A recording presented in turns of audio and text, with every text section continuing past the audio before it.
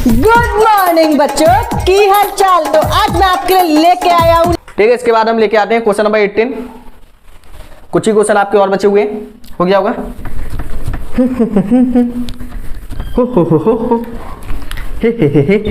चलो question number 18। Question number 18 में क्या करना है? क्वेश्चन नंबर 18 में आपके कुछ डायग्राम बने हुए हैं, देखिएगा। In each of the following, a force F is acting on an object of a mass m. The direction of displacement is from west to east, shown by the longer arrow. सही है, arrow लगे हुए हैं आपके। Observe the diagram carefully and state whether the work by the force is negative, positive and zero. देखो simple question है, कुछ नहीं है। देखो पहले केस में क्या है, फर्स्ट वाले केस में आपके एरो कैसे लगे हैं, ध्यान दो। डिस्प्लेसमेंट का एरो कहाँ लगा हुआ है? इस साइड। फोर्स का एरो कहाँ लगा हुआ है? इस साइड। यही है ना, सॉरी, हाँ सही है ना। फोर्स का एरो कहाँ इस साइड है, डिस्प्लेसमेंट का इस साइड है। दोनों के बीच का एंगल कितना? 90 है। दोनों के बीच का एंगल कितना? 90। सही बात। तो वर्क कितना आएगा? Force into displacement into cos 90। Cos 90 की वैल्यू कितनी? 0। तो work is equal to force into displacement into 0 कितना आएगा? Work is equal to 0। तो फर्स्ट वाले केस में वर्क कितना है? 0। फर्स्ट वाले केस का वर्क कितना? 0। सही बात, ठीक है। ठीक है, क्योंकि दोनों के बीच का एंगल कितना? 90। भाई इस चीज को आप समझो, समझ गए ना? समझ गए, हो गया। चलो नेक्स्ट है सेकंड केस। सेकंड केस में क्या हुआ? ये आपका ऑब्जेक्ट है, इस साइड आपका डिस्प्लेसमेंट, इस साइड आपकी फोर्स। दोनों का डायरेक्शन कैसा? सेम। जब दोनों का डायरेक्शन सेम है तो दोनों के बीच का एंगल कितना होगा? 0। थीटा कितना आएगा? 0। फोर्स भी आपकी इस साइड, डिस्प्लेसमेंट भी आपका इस साइड। जब दोनों का डायरेक्शन सेम है, क्या उनके बीच में कोई एंगल बनेगा? नहीं बनेगा। दोनों का डायरेक्शन सेम, जब डायरेक्शन सेम होगा तो उनके बीच का एंगल बनता है 0। तो वर्क का फॉर्मूला क्या होगा? Force into displacement into cos theta. सही बात। Force is equal to force, sorry, work is equal to force into displacement into cos 0। Cos 0 की वैल्यू कितनी होगी? 1। तो आपका इस केस में वर्क निकलेगा पॉजिटिव। कितना आएगा? प्लस का F डॉट S, इसकी वैल्यू कितनी है? प्लस का 1। ठीक है, तो आपका आएगा work is equal to force into displacement, वो भी किस में आएगा? प्लस में। तो यहां पे कौन सा आएगा? Positive work. पॉजिटिव वर्क करिएगा, ऐसे हो गया होगा। चलो ठीक है, थर्ड वाले को भी कर देते हैं। उसमें क्या हुआ है? कुछ नहीं हुआ, बस इसी में देख लो थर्ड वाला पार्ट। देखो यहाँ पे क्या, एरो आपका अपोजिट हो गया, इस साइड है। अब देखो डिस्प्लेसमेंट आपका इस साइड है, फोर्स आपकी इस साइड है। दोनों डायरेक्शन आपके कैसे चेंज है? जब दोनों डायरेक्शन आपके चेंज है तो क्या होगा? डायरेक्शन आपके चेंज, तो दोनों के बीच का एंगल कितना? 180। दोनों के बीच का एंगल कितना है? 180। थीटा कितना? 180। जब दोनों के बीच का एंगल 180 है, 180 की वैल्यू कितनी होती है? cos 180 -1। नहीं पता भाई, याद करो। cos 180 की वैल्यू कितनी? -1। पुट करेंगे, कितना आएगा? नेगेटिव। ठीक है, तो यहाँ पे जो आपका वर्क है वो कैसा हुआ? नेगेटिव। करिएगा इसे, करिएगा इसको जल्दी से, वीडियो को स्टॉप करके जल्दी करो। काफी अच्छी अच्छी है भाई चीजें, आज हम करके दिखाएंगे। स्टेप मार के दिखाओ, क्वेश्चन करके दिखाओ, जल्दी करो।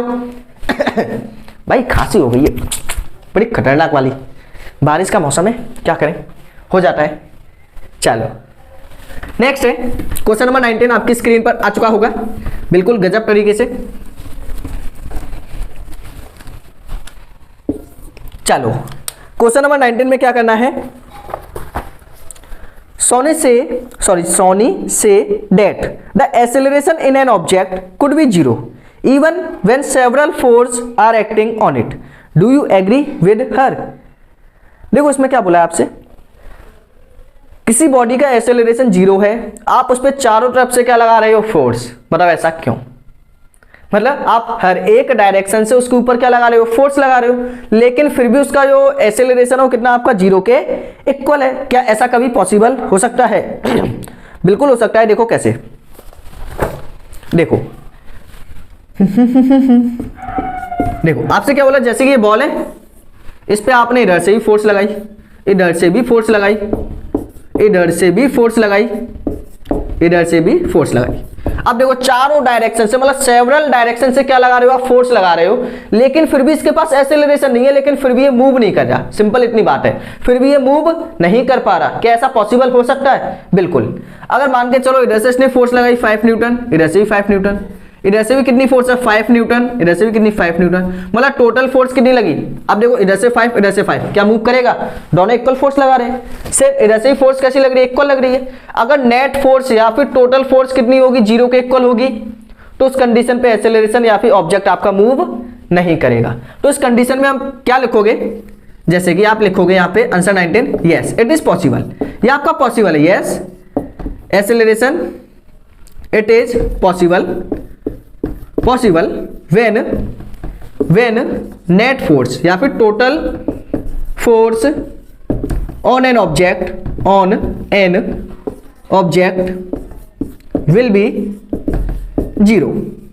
अगर उस ऑब्जेक्ट पे टोटल फोर्स कितनी लगाई गई है? 0। देखो इधर से 5 इधर से 5 दोनों कैंसिल हो जाएगा, डायरेक्शन अपोजिट है ना, इधर से भी 5 इधर से भी 5 दोनों ने लगाई, क्या मूव करेगा? नहीं करेगा। सेम इधर से भी लगाई, मूव करेगा? नहीं। ठीक है, क्योंकि नेट फोर्स कितनी हो गई? 0 हो गई। फोर्स कैसी है? बैलेंस है। ठीक है, या फिर आप लिखो total force on an object will be 0, या फिर फोर्स कैसी है आपकी? बैलेंस। फोर्स कैसी है? बैलेंस। जब भी आपकी बैलेंस फोर्स होती है तो कैसी होती है? 0। जब आपकी नेट फोर्स 0 है तो एक्सेलरेशन कितना होगा? 0। Then acceleration will be 0। Then acceleration, ऐसी एक लड़की थी, एक्सेलरेशन विल बी 0। करिएगा इसे। ठीक है, आप इसे सॉल्व भी कर सकते हो। देखो कैसे, फोर्स का फॉर्मूला क्या होगा? M a, force is equal to mass, पता नहीं, ए का आता पता नहीं, फोर्स कितनी होगी? 0। एम ए, तो ए इज इक्वल टू कितना होगा? 0 अपॉन एम, ये कितना? 0। तो इस टाइप से आप क्या कर सकते हो? इसको सॉल्व भी कर सकते हो। तो जल्दी से इसको सॉल्व करिएगा, फिर करते हैं नेक्स्ट। हो गया? जल्दी करो, हो गया होगा। चलो, तो नेक्स्ट क्वेश्चन आपकी स्क्रीन पे आ चुका होगा। नेक्स्ट क्वेश्चन आपका है क्वेश्चन नंबर 20। Question number 20। चलो, क्वेश्चन नंबर 20 में क्या करना है?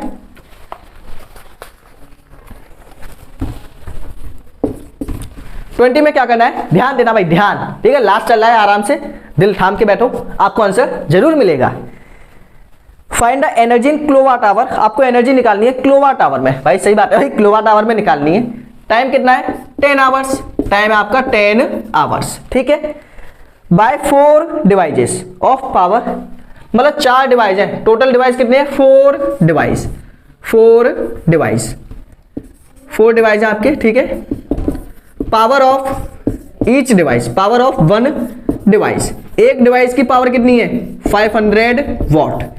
एक डिवाइस की पावर कितनी है? 500। 4 की कितनी होगी? टोटल निकालो ना, 4 की कितनी होगी? Power of 4 device. 4 डिवाइस की पावर कितनी आएगी बताइए? 500 मल्टीप्लाई 4, कितना आ गया बच्चा? 2000 वाट। ठीक है, तो ये आ गई आपकी पावर। लेकिन ये आपकी पावर किस में आई है? देखो टाइम आपका आवर में, आंसर चाहिए किलोवाट आवर में, तो आपको पावर भी किस में चाहिए? किलोवाट में। देखो पावर आपकी निकल के आई है 2000 वाट, इसको चेंज कर दो किलोवाट में। कैसे करेंगे? 1000 का डिवाइड करके, 1000 का डिवाइड करके, किस में आ गया? किलोवाट में। 0 से 0 कैंसिल, पावर आपकी आ गई 2 किलोवाट। हो। ठीक है, अब देखो आपको क्या करनी है? एनर्जी निकालनी है। पावर का formula P equal to energy upon time, आपने पढ़ा होगा ही भाई। लेक्चर नहीं देखे तो जाके देख लो, 1 शॉट भी है, एक ही बार में सब क्लियर। एनर्जी आपकी इक्वल होगी किसके? लेकिन आप इस वीडियो को देखने आए हो, उसका मतलब पढ़ के आए होंगे ना। ऐसा थोड़ी ना कि एनसीईआरटी क्वेश्चन पहले करेंगे और क्वेश्चन बाद में, ऐसा तो नहीं हो सकता ना। बिल्कुल सही बात। देखो पावर कितनी है? 2, टाइम कितना? 10, ये आ गया आपका 20 किलोवाट आवर। क्लियर है? तो एनर्जी आपकी निकल के आ गई 20 किलोवाट आवर। करिएगा से।